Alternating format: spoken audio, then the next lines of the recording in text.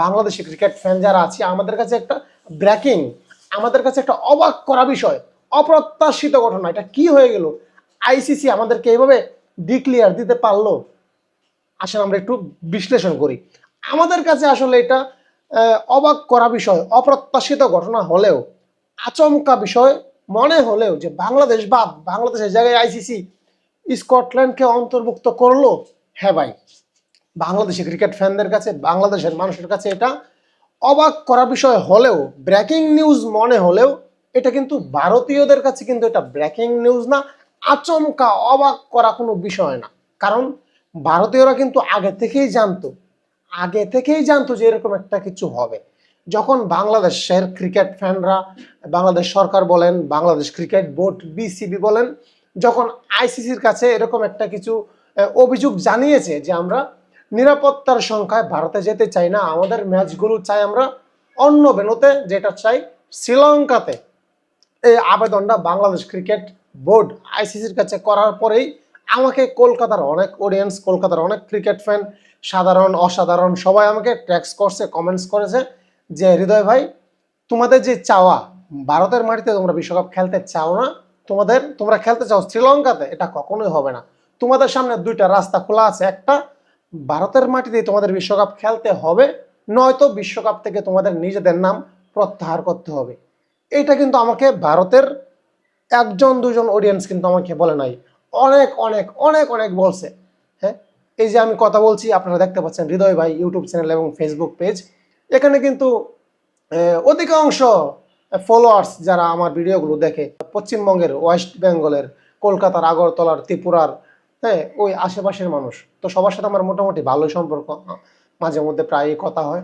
তারা আমাকে এটা বলেছিল যে হয়তোবা বাংলাদেশ ভারতের মাটিতে বিশ্বকাপ খেলতে হবে, নয়তোবা বিশ্বকাপ থেকে বাংলাদেশের নামটা সরিয়ে নিতে হবে।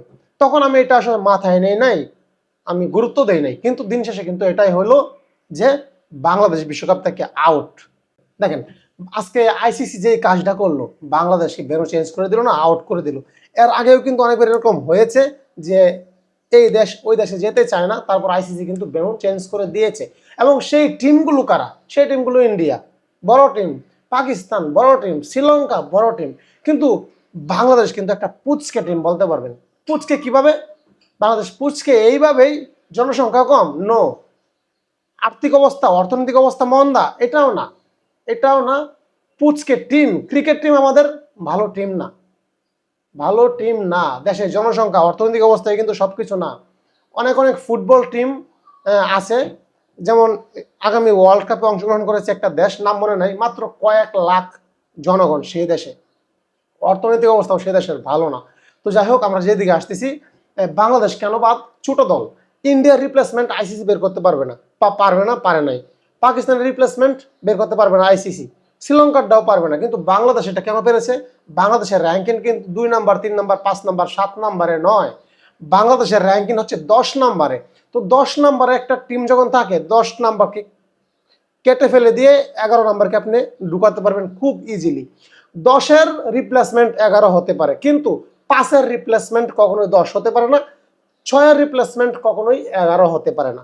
তো এখানে বাংলাদেশ ছোট টিম, এই জন্যই বাংলাদেশের এই সিদ্ধান্তটা আইসিসির কাছে গ্রহণযোগ্য মনে হয়নি। তো এই হচ্ছে আসলে মূল কাহিনী।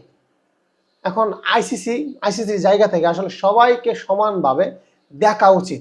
আজকে বাংলাদেশ আর ইন্ডিয়ার ম্যাচ মানে একটা অন্যরকম একটা ফিল পেতাম, কিন্তু আজকে আমরা সেটা পাবো না।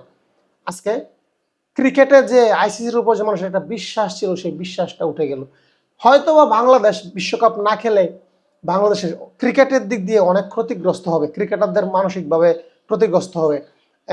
আজকে ক্রিকেটের র্যাঙ্কিং আছে বর্তমানে 10-এ, দেখা যাচ্ছে ওয়ার্ল্ড কাপ শেষ করার পর স্কটল্যান্ড চলে আসবে বাংলাদেশের জায়গায়, বাংলাদেশ চলে যাবে আর তলানিতে স্কটল্যান্ডের পরে, এরকমটা হতে পারে। কিন্তু এই যে একটা অস্থিরতা তৈরি হলো আরো জটিলভাবে, ইন্ডিয়ান ফ্যানদের সঙ্গে, ইন্ডিয়ার মানুষদের সঙ্গে বাংলাদেশের মানুষদের, এপার বাংলার ওপার বাংলার মানুষদের সঙ্গে যে একটা দ্বন্দ্ব আরো মজবুত হলো, এই দ্বন্দ্ব থামবে কোথায় বলেন? এই দ্বন্দ্ব কোথায় থামবে? এখানেই প্রশ্ন। তো আপনারা অবশ্যই আপনাদের মূল্যবান মতামত জানাবেন, এখানে আসলে কাদের ভুল ছিল, আইসিসির, বিসিসিআই এর নাকি বাংলাদেশের?